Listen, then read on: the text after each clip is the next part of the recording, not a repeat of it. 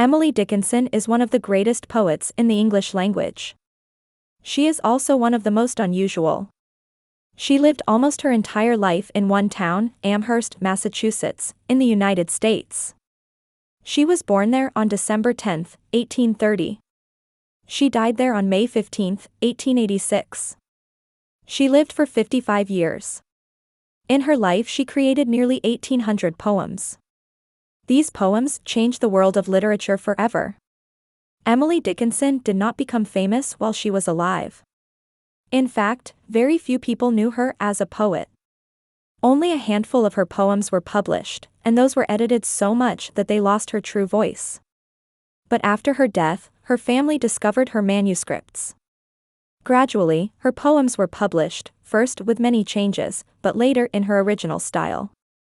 Today she is seen as one of the most original, powerful, and modern voices in poetry. This video explores Emily Dickinson as a poet. Emily Dickinson lived mostly in the family house after completing her education.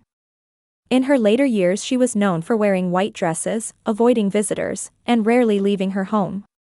But while she lived such a quiet outward life, her inner life was intense, creative, and extraordinary. She wrote almost daily. She filled little handmade booklets with her poems. She also wrote hundreds of letters. Through her writing she expressed deep feelings, complex ideas, and unique visions of the world. Now let us move to Emily Dickinson as a poet. We can understand this by looking at her themes, her style, her use of language, and her influence. One of the most important themes in Emily Dickinson's poetry is death. She lived in a time when death was common. Many people died young because of diseases that could not be treated in those days. Emily's father, friends, and relatives died during her lifetime. Naturally, she thought about death often. She did not see it as sad or frightening, but she explored it in many ways. In her famous poem, Because I Could Not Stop for Death, she imagines death as a kind and polite gentleman who arrives in a carriage. The speaker in this poem says that she did not have time to stop for death, but death himself kindly stopped for her. Here, death is personified. Personification is a literary device in which non-human things are described as if they are human. Death becomes a person who drives a carriage. In the carriage are the speaker, death, and immortality. In this way, Dickinson makes death less frightening and more like a journey to another stage. The poem continues to describe the carriage ride. They pass through a schoolyard, where children are playing. This represents youth. They pass fields of grain, which represent maturity. Finally, they pass the setting sun, which represents the end of life. Then they stop at what seems to be a house, but it is actually a grave. The poem ends with the speaker reflecting that centuries have passed since that ride, yet it feels like only a day. This shows how Dickinson used poetry to explore the mystery of time and eternity.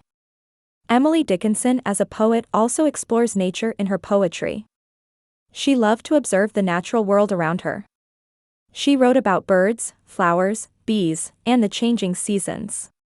But she did not simply describe them as they looked. She often used nature to express bigger ideas about life, death, and the human soul. For example, in her short poem, A Bird Came Down the Walk, she describes the small actions of a bird. She shows the bird in its natural behavior, eating a worm.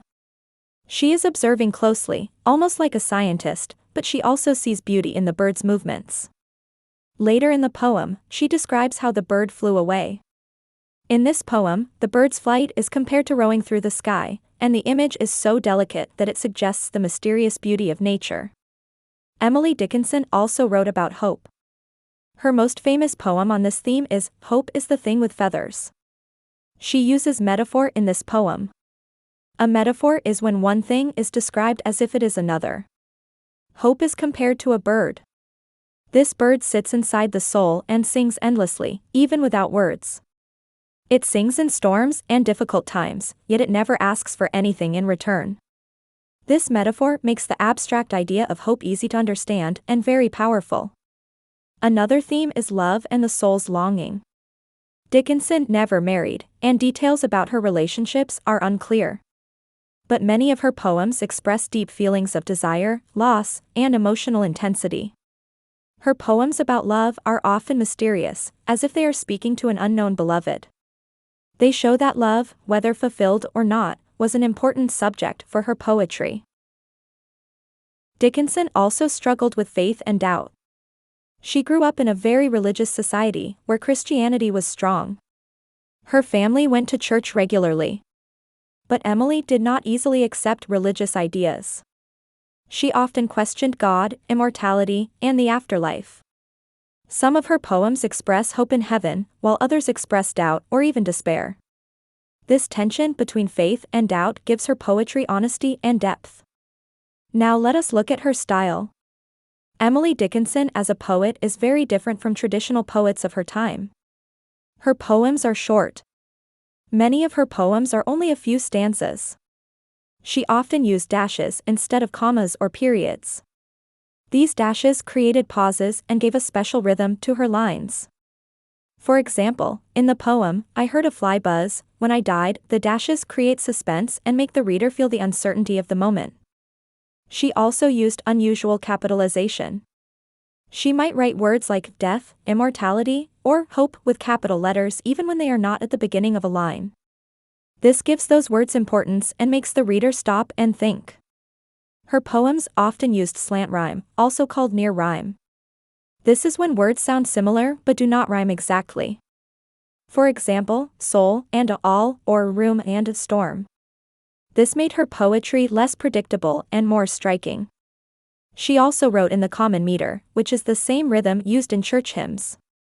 For example, "Amazing Grace" and "Because I Could Not Stop for Death" have the same beat. This made her poetry musical and easy to remember. But she also broke this rhythm with her dashes and pauses, creating tension between tradition and originality. Emily Dickinson as a poet also used many literary devices.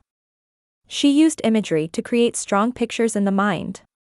She used similes to compare things.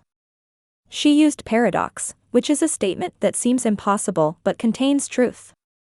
For example, "I am nobody.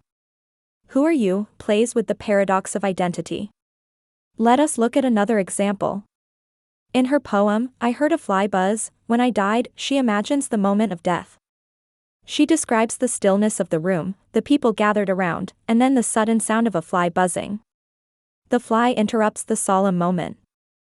This shows how ordinary and trivial details can intrude on even the most serious events. It also suggests the uncertainty of what comes after death. After her death in 1886, her sister Lavinia found her manuscripts. The first collections were published in the 1890s, but editors changed her punctuation and style to fit traditional poetry. Only in the 20th century did scholars publish her poems as she actually wrote them, with her dashes in unusual forms. Since then, she has been studied and admired around the world.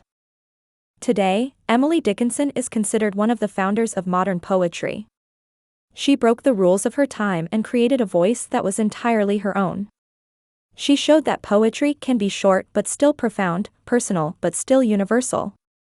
She showed that even a woman living in one small town, almost unseen by the world, could write lines that would be remembered forever. Thank you for watching this video on Emily Dickinson as a poet.